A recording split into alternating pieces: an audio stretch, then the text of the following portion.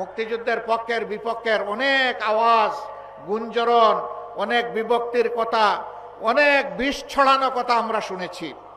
আমি প্রশ্ন করতে চাই, যারা এই চেতনার কথা বলেন, সর্বশেষ ঘটনা এবারকার মহান বিজয় দিবসে ভারতের প্রধানমন্ত্রী এইটাকে ভারতের বিজয় দিবস দাবি করে টুইট করেছেন এবং তিনি তার দেশের সৈনিকদেরকে, দেশবাসীকে তিনি অভিনন্দন জানিয়েছেন। একটা শব্দ তিনি বাংলাদেশ নামে উচ্চারণ করেননি। আপনাদের চেতনা কোথায় ছিল? এই বিজয় কি বাংলাদেশের না ভারতের? আপনারা বলুন, এই বিজয় বাংলাদেশের না ভারতের? বাংলাদেশের যদি বিজয় হয়ে থাকে আর ভারতের প্রধানমন্ত্রী যদি এই বিজয় তাদের বলে দাবি করে, আপনারা চুপ কেন?